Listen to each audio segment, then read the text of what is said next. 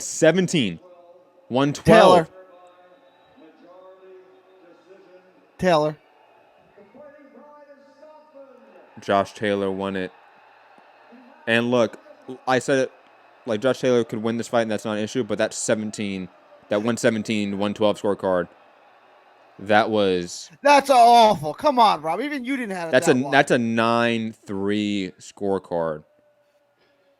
But how many times did we say it's close? Look, I ain't excusing that. That's a bit harsh, but when they're close rounds, they're close rounds. No. Look, no one's arguing that Josh Taylor shouldn't have won this fight. We're only talking about that scorecard.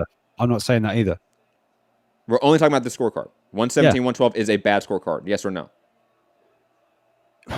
It's bad as far as what I had it, but when they're all so close, I can understand it. But for me, that's harsh. That's a bad scorecard. Full stop. That's just a bad scorecard. There's no way you give 9 rounds to Josh Taylor. There's no way. And only 3 to Prograis? That means you gave 3, 4, and 12, I would guess, to Prograis, and everything else to Taylor. No, you would have to give the 12th to Prograis. So like the 12th, the 3rd, and then like one other round. That's what I'm saying. The 3rd, the 4th, I would think, and the 12th. Because that's when he really had it going, in the 3rd and the 4th. Yeah. And then the 12th. You won the 12th, you would think.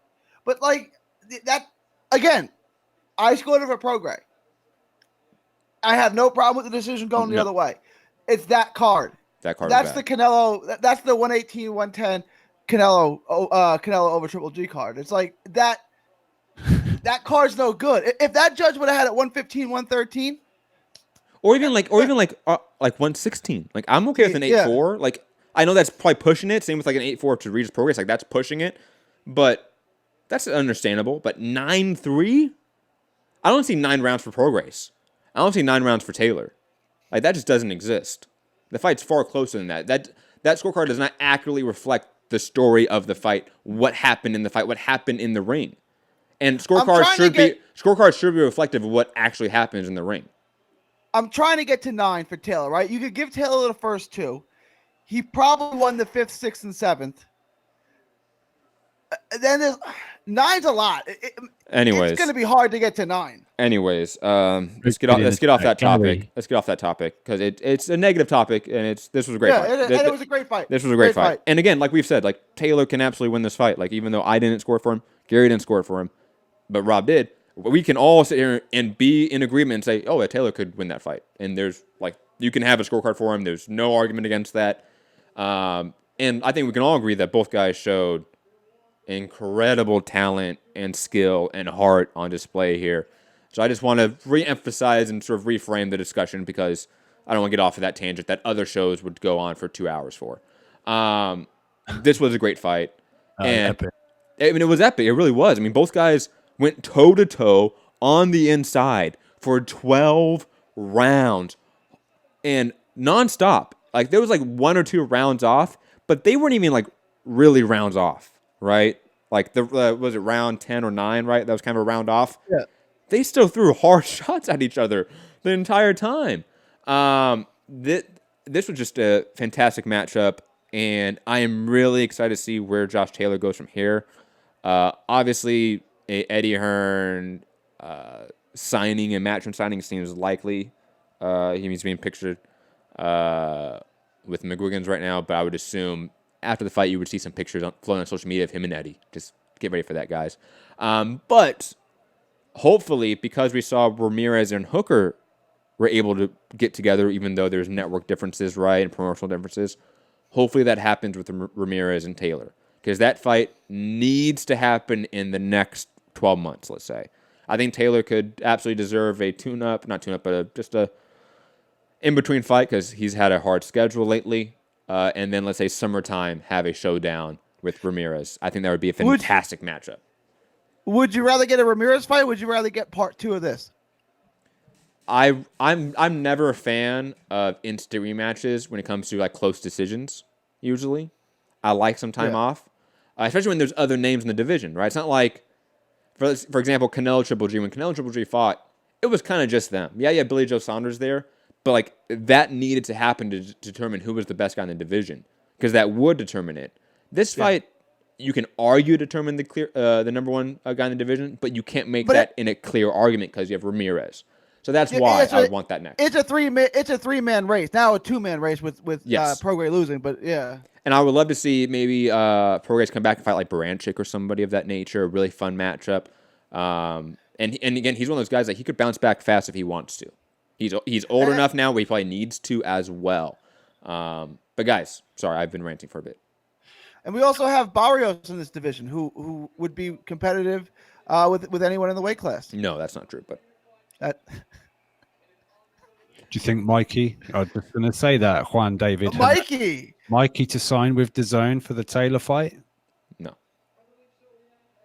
I don't think Mikey signs. I don't think Mikey signs with anyone, guys.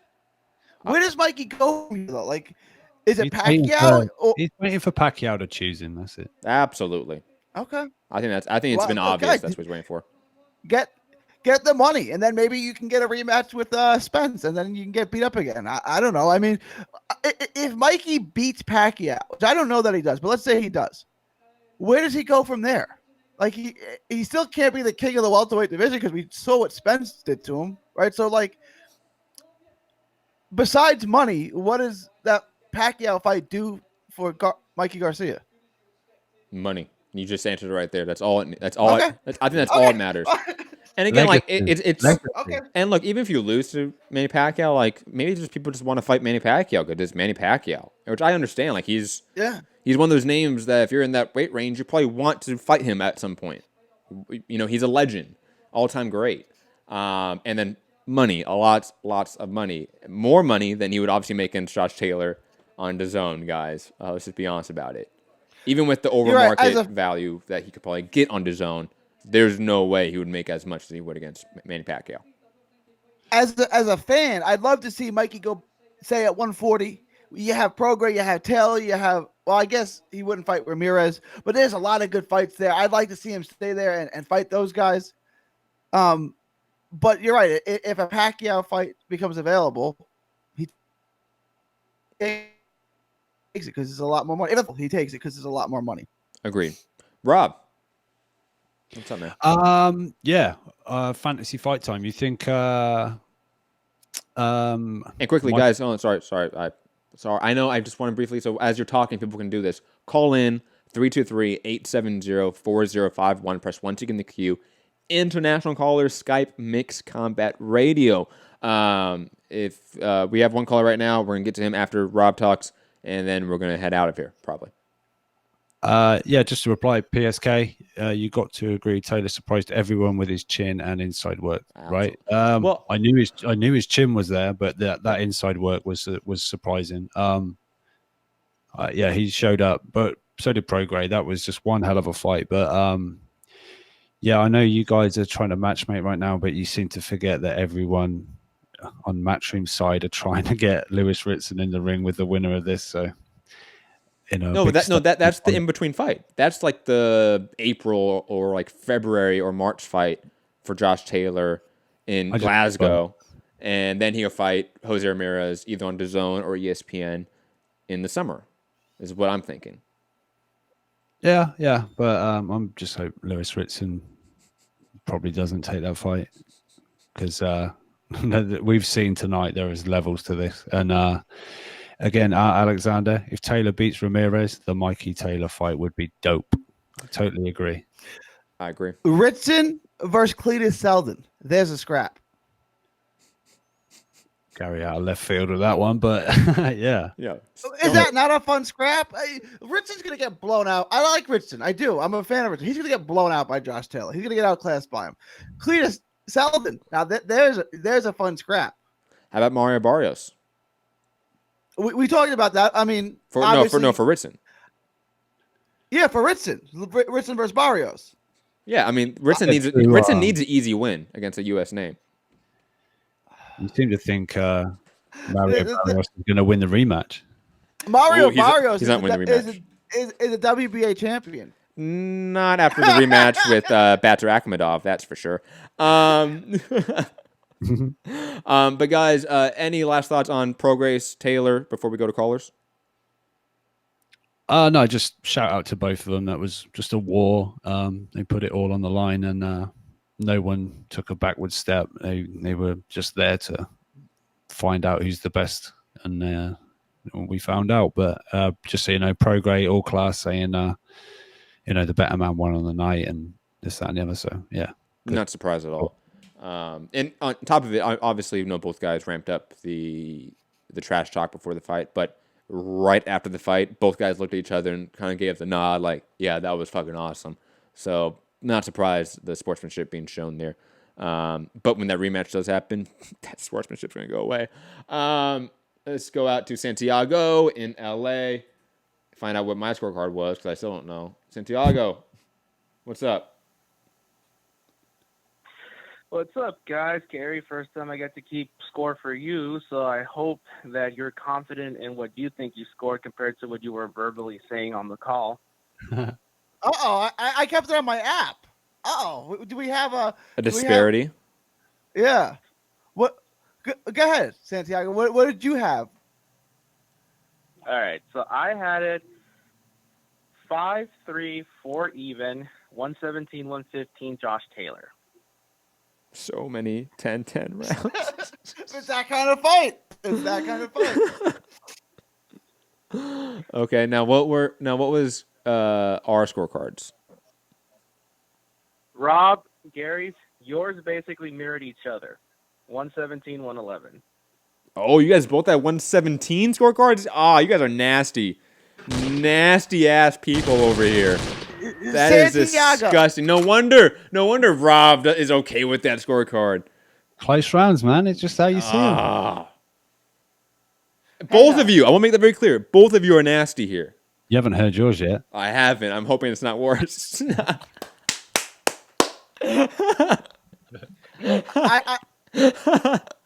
I have my evidence here to dispute Santiago, but go ahead. Let's hear Matt's scorecard. Okay, now for Matt's, remember that he put an asterisk on round 5. So his score ended up being 116, 112, Regis Prograis. Okay, better than theirs. I'm happy with that. No, we good. We good, guys. We good. That's awful because you got the wrong person winning. No, Santiago, I got it right here. I gave Taylor 5, 6, 7, and 10. Okay, so you had an 8-4 basically. I had 8-4. Yeah. So wait, Rob has the worst scorecard. So I just want to make this very clear. Who has the worst scorecards? Rob, right? Yeah. What I got the actual winner, right? 9-3. I didn't pick 9-3. I'm sure that's not quite right. Rob, you gave every close round to you. Understand that, right? Like close round. And you understand you virtually gave every close round to Prograis. No, I think he does. Yeah, he should. The fifth outstanding. Yeah, the fifth I gave to Taylor, but the rest of the close rounds I gave to Prograis. Correct. Right. Okay. So what's your beef? I don't have a beef, but just to be honest with what your scorecard was. I have mine in front of me. I scored 5, 6, 7, and 10 for Taylor. Yeah. You could have gave him the first. You could have gave him the second. You could have gave him the 11th. You could have gave him all those rounds. So what is that? 1, 2, 5, 6, 7, 11. There's probably so you could give him. There's 6 right off the top that I know for sure you could have given him. Yep. So him winning's not a problem. 9-3 is a problem. But congratulations to Josh Taylor. I want to have this. So that's Postal, Baranchek, and Prograis. At what point do we start talking about Taylor as a pound-for-pound top 10 guy? Close, but not yet. Definitely close, but not yet. And I would say that I hope he's just bumped Wilder off of the athletics pound-for-pound list. I thought he's bumped him off my list for sure. I can't believe they did that. But and only one guy voted for him. Fucking. What did he vote him up first? Like number 1? How did he? Pugmire voted Wilder in at 8. And then 2 of them voted Beterbiev. And Beterbiev didn't make the list, and Wilder claimed the 10 spot in the final list. SEO, man. It's SEO purposes. Let's just be honest. That wasn't a legit like, hey, here's an equation on how like the numbers work, like we've done in the past, and here's how we get a actual top 10 that's a uniform between all of our lists. They just did, hey, Wilder's the bigger name than Beterbiev, right? Yeah, let's put Wilder in SEO purposes. But to the point of pound for pound, I think he's close. But I would say this point even before tonight that the winner of this fight needs to fight Ramirez to A, solidify that they are the number one in the division, and B, put themselves in pound for pound list. It would be very hard for me to put anyone in pound for pound list when they're not clearly the best guy in their division. Or let's say like in Terrence Crawford's case, Crawford's has conquered divisions beforehand, right? Where that's the difference. Do you put? I don't. But do you put Triple G on your pound for pound list? I would probably need to redo my pound for pound list. I haven't done it in some time. Probably not anymore. Answer Tanaka's in there. Probably Beterbiev probably slips in there too nowadays. Juan Francisco Estrada slipping in there. There's a lot of names. Is Beterbiev the best in the division then? I would say he is. All right. I don't want to have that. I don't want to have But that. he has more belts than anyone. That was the argument. That was the argument AJ fans used forever against Wilder. He has more belts. Does J-Rock make your list? Because he's got more belts than anyone at 54. I don't think he makes anyone's pound for pound list. Well, that's not the only criteria for that. It's part of the criteria, absolutely. But J-Rock probably needs to win and solidify his stance in that division because he's only had one fight that showed us that was the J-Rock fight. I mean, not the J-Rock, sorry, the Jarrett Hurd fight. He hasn't had a fight since then. So I need to see him fight again.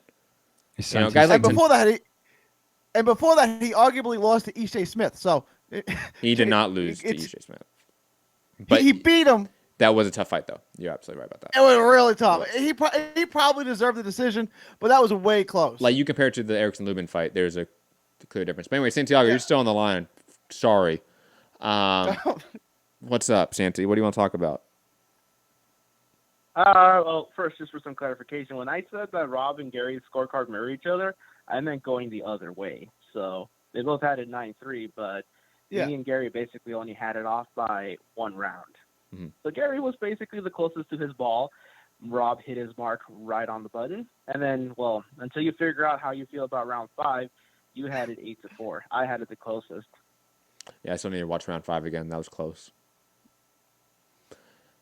Anyway, Santi. Yeah, man, but you know what? I gotta say though, I'm impressed with the kind of inside work that Taylor had coming into this fight because I definitely thought that with a guy with the head movement of Regis Prograis getting on the inside, it'd be easy to come across slipping shots and go into the body, but it ended up being the smothering work of Taylor allowing him to get inside and work that body and deciding early on to target the body instead of the head that really, for me, allowed him to set the rhythm and the tone for the fight. It was definitely a close fight, definitely good scrap back and forth, but I definitely feel that as the adjustments were being made, it was Taylor that was actually coming away with the cleaner adjustments.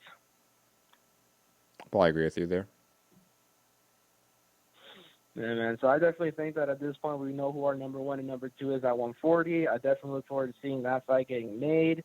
If I had to make my early pick, I'd probably have to pick JC Ramirez. But it's going to be an interesting fight because JC Ramirez is a great mid-range fighter. I think he's got a good sense of distance. So I could imagine that being what Taylor's going to have to deal with. And with those counters, it could be a really hard fight. But definitely a fight that I would probably put at 55-45 in favor of JC Ramirez. You mean Jose Ramirez. You keep saying Jesse Ramirez. You're saying JC. JC. Like J. Oh, sorry. Now I get it. Thank you. Sorry. I was like, Jesse Ramirez. I'm like, who is Santiago thinking of right now? Like, what 1950s boxer is Santi like thinking of at this point in time? Hey, Santiago. Ritson versus Barrios. Who would you like in that fantasy match? So I'm being honest with you, Gary, and I like Barrios, and I love his sister. I've talked to her before, too. And there's no way Ritson beats him. Come on. Dude, Black and White, me too. Oh, you're breaking Gary's heart. It's so good. I like Ritson. I'm a Ritson fan. My cheeks hurt. Again, Gary, I'm a big Barrios fan. Trust me. So I do not make that decision lightly. Okay.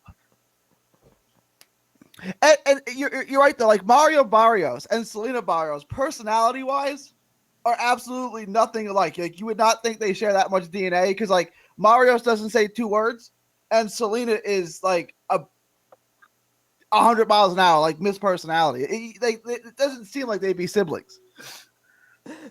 Gary's freaking out so much his computer's freaking out for him. Call of the year. Santa, anything else, please? No, that's pretty much it. Unless you or Rob have any questions you guys want to ask me yourselves, that's pretty much my immediate reaction for today's show. What do you think about pound for pound lists? Do you think Taylor slips in there? I would have him. I think he slips in, but on my list, he would probably be 6 with an argument for 5. Whoa!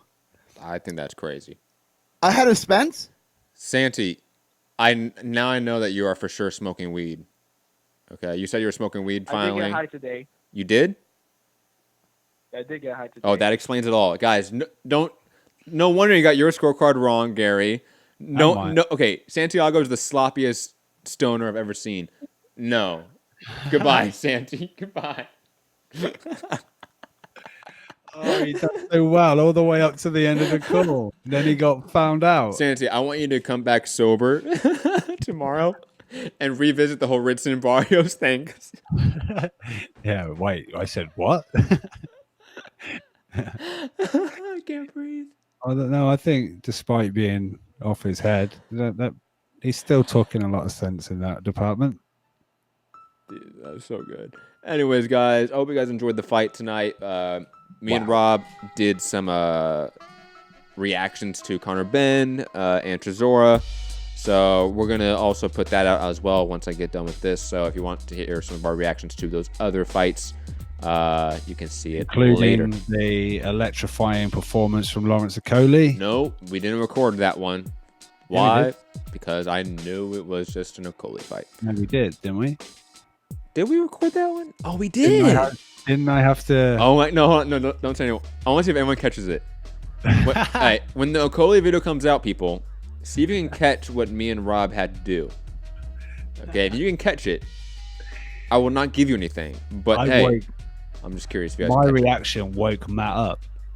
That is almost literally true, actually. He was head down, looking at his phone, and I was watching. Whoa! And he's like. I was legit terrified, guys. I didn't think Rob was the shit out of me. Rob wasn't like there anymore. Rob had left. But anyways, guys, digressing. I hope you guys enjoyed the fight tonight. You can find me, Matt Hunter, MCR, all platforms. I hope you guys enjoyed the show as well. Hit the like button, share the show, subscribe. Patreon.com/Mixed Combat Radio. Robbie Hearns, let the people know where to find you.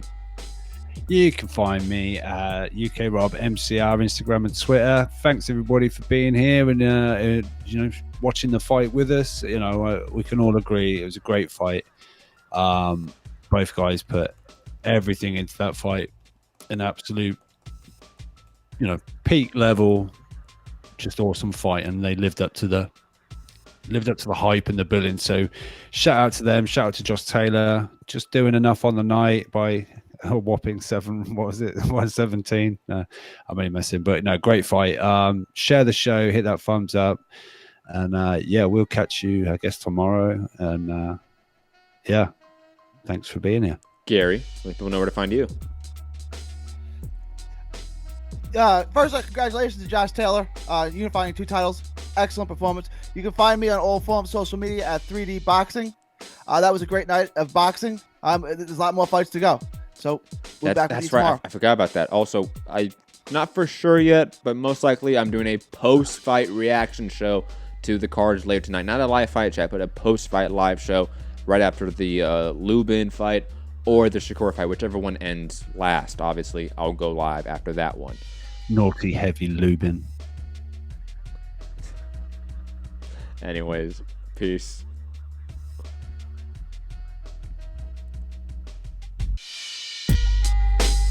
Everybody's on steroids. The whole UFC, everybody. You disrespect boxing, you piece of shit? I'm Phil. I'm very Phil. Just send me location. It's bullshit. I said it last year. We're not here just to take part. We're here to take over. Hey, pussy, are you still there?